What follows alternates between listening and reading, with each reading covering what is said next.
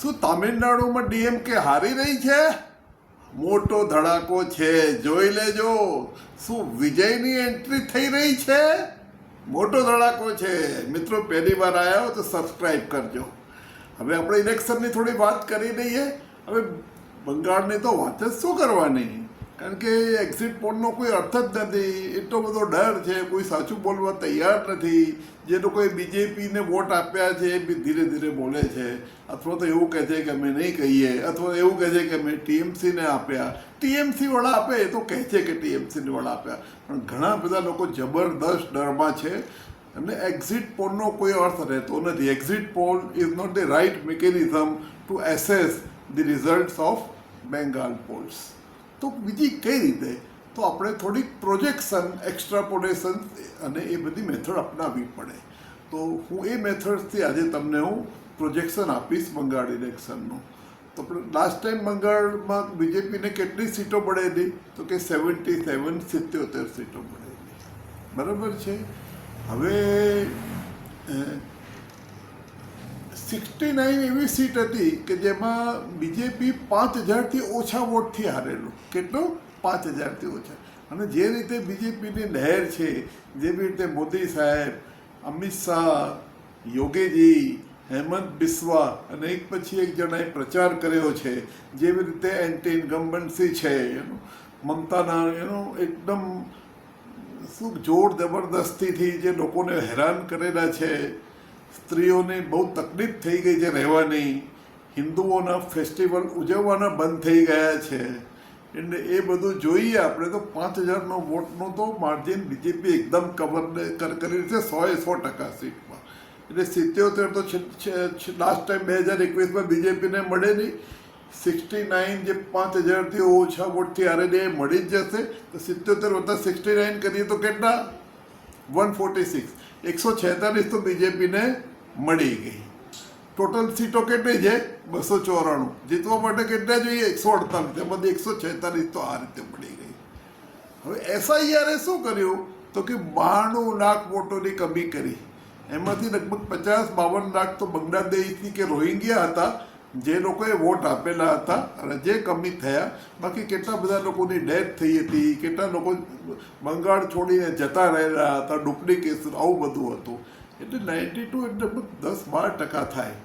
આપણે સેફટી માટે 10%, કોન્ઝર્વેટિવ એસ્ટિમેટ 10% લઈએ. એટલે 10% વોટ જે લાસ્ટ ટાઈમ ટીએમસીને મળે એ આ વખતે નહીં મળે. અને કોને મળશે? ઓફકોર્સ બીજેપીને મળશે. એટલે 294ના 10% કરો તો એટલે કેટલા થાય? 29.4. એટલે આપણે 30. એટલે 146 વત્તા 30 કરો તો કેટલા થાય? 176. મિત્રો, આ મારો કાચો ગુજરાતીનો એસ્ટિમેટ છે. બીજેપીને 176 સીટ મળશે. ±5 હંમેશા હોઈ શકે, પણ આ એકદમ સાચી મેથેમેટિકલ ગણવાની પદ્ધતિ છે. કારણ કે બંગાળમાં કોઈ પબ્લિક સાચું બોલતું નથી, કોઈ સેમ્પલ સાચું છે નહીં, કોઈ કાં તો કહેવા તૈયાર નથી, કાં સાચું કહેવા તૈયાર નથી. એટલે એક્ઝિટ પોલની મેથડ બંગાળમાં ખોટી સાબિત થઈ છે. અને આ મેથેમેટિકલ મેથડ કહેવાય. 176 સીટો આવશે. 4મી તારીખે જોઈ લેજો. હવે આમાં તો જોવાનું છે નહીં. હેમંત બિસ્વાના આસામમાં એ તો બહુ જ લોકપ્રિય છે, એની સીટો વધવાની જ છે. પોંડિચેરીમાં બીજેપી 5 વર્ષથી શાસનમાં છે અલાયન્સમાં, અને એનો ફાયદો શું છે કે પોંડિચેરીમાં સનાતનનો ઘણું એવું પ્રસારણ છે. કારણ શું છે? કારણ કે શ્રી અરબિંદો પોંડિચેરીમાં સ્થાયી થયેલા, અને એને કારણે ઘણા બધા હિન્દુઓ અને ફ્રેન્ચ હિન્દુઓ જે ત્યાંના નાગરિક છે એમનો ઘણા બધા વોટ મળે. એટલે પોંડિચેરીમાં તો 100% બીજેપી આવશે. બરાબર છે. હવે વાત રહી કેરાલાની. તો કેરાલમ કહે છે આજકાલ આ લોકો. કેરાલાની અંદર આ વખતે બીજેપીને આરએસએસે ઘણું કામ કર્યું. કેરાલા ફાઇલ્સ પિક્ચરે બી બહુ કામ કર્યું. અને ક્રિશ્ચનના ઘણા બધા સંગઠનો આરએસએસને મળ્યા, કે જેવી રીતે લવ જિહાદ હિન્દુ છોકરીઓ સાથે થાય છે, એવી રીતે ક્રિશ્ચન છોકરીઓ સાથે બી થાય. તમે અમારી દીકરીઓને બચાવો એમ કે. અને આરએસએસે દિશામાં ઘણું કામ કર્યું છે. એટલે બીજેપીની સીટો ડેફિનેટલી વધશે, પણ એટલી વધશે નહીં કે જેથી એ સત્તા પર આવી શકે. સત્તા પર આ વખતે, કારણ કે લેફ્ટ જે મોરચો છે એ 5 વર્ષથી સત્તા પર છે. એટલું બધું કંઈ ખાસ કામ કર્યું નથી. એન્ટી ડેવલપમેન્ટ છે અને એન્ટી ઇન્કમ્બન્સી છે. એટલે કોંગ્રેસનો જે મોરચો છે એ સત્તા પર આવશે. હવે બાકી રહ્યું તામિલનાડુ, જેમાં ધમાકો થવાનો છે. મોટાભાગના એક્ઝિટ પોલ એવું કહે છે કે ડીએમકેની સરકાર આવશે. કાચો ગુજરાતી કંઈ જુદું કહે છે. તમને ખબર છે કે વિજય, જેની પાર્ટી છે ટીવીકે, એણે 30 વર્ષ એક્ટિંગ કરી છે, ટોપ એક્ટર છે, અત્યારે હાઈલી પેડ એક્ટર છે. અને તમિલનાડુનો હિસાબ જુઓ તો એમજી રામચંદ્રન કે જયલલિતા કે ઇવન આપણે આંધ્રમાં જુઓ તો એનટી રામારાવ. સાઉથની અંદર જે મોટા એક્ટર્સ ને હીરોઝ હોય છે એ લોકો પોલિટિક્સમાં એમની બહુ પોપ્યુલારિટી હોય છે, એટલે બહુ જ એની પોપ્યુલારિટી. બીજું શું છે કે સ્ટેલિન અને એનો છોકરો ઉદયનગીરી, એ બંને શું છે કે એન્ટી સનાતન છે. અને છોકરાએ તો ત્યાં સુધી કહ્યું કે ભાઈ સનાતન એ ડેન્ગ્યુ જેવું છે રોગ. એટલે અને તમે જુઓ તો તમિલનાડુના લોકો બધા ધાર્મિક છે, પણ સમાવ એ ડીએમકે પ્રત્યે બધું એફિનેશન છે એમનું, અને એને વોટ આપ્યા કરે છે. પણ હવે વિચારશે એ લોકો, દરેક જણ વિચારશે, કારણ કે સનાતનને આટલી બધી ગાળો મળી છે, કોઈ સાંભળશે નહીં. સ્ટેલિન પોતે ક્રિશ્ચન છે અને એ બહુ પ્રાઉડલી કહે છે, અને જે હિન્દુ મંદિરોના પૈસા બી લઈને એ બધા ડેવલપમેન્ટના કામને બીજું બધું કરતો હોય છે. એટલે દરેક રીતે નુકસાન છે હિન્દુઓને. આ બાજુ વિજય પોતે ક્રિશ્ચન જ છે, એનો ફાધર ક્રિશ્ચન છે અને મધર હિન્દુ છે, પણ એને પોતાની જાતને સિક્યુલર રાખ્યો છે.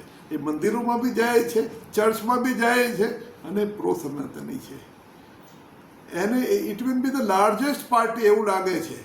એની પાર્ટી જે છે વિજયની લાર્જેસ્ટ સિંગલ પાર્ટી હશે એની. અને જ્યારે એનડીએનો સપોર્ટ મળશે, બીજેપીનો અને ડીએમકેનો, એટલે એ લોકો ગવર્મેન્ટ બનાવી શકશે. મિત્રો, આ કાચો ગુજરાતીનો આગાહી છે, પ્રિડિક્શન છે કે તમિલનાડુની અંદર વિજય પ્લસ એનડીએની ગવર્મેન્ટ આવે છે ને ડીએમકે હારે છે. એન્ટી ઇન્કમ્બન્સી તો ઘણી બધી છે જ, અને એ લોકોના બધા વાક્યો છે બધા લોકોને બહુ હર્ટ કરેલા છે. મિત્રો, આ એક સમરી છે ઇલેક્શનના પ્રિડિક્શનની. ફરીથી જોઈ લઈએ તો બંગાળમાં બીજેપીની ગવર્મેન્ટ આવે છે, 176ની આજુબાજુ સીટો આવે છે.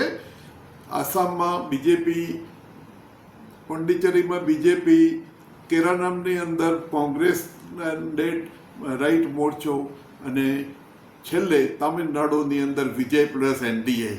મિત્રો, આ મારી આગાહી છે. આપને જો મારી ચેનલ ગમતી હોય, આપને વિડીયો ગમતા હોય તો જ સબસ્ક્રાઈબ કરજો, એમને એમ કરતા નહીં મિત્રો. અને આપની જે પણ કોમેન્ટ હોય, આપને કોઈ બીજા સબ્જેક્ટ પર સાંભળવા હોય તો લખતા રહેજો. આભાર. Thank you so much. So nice of.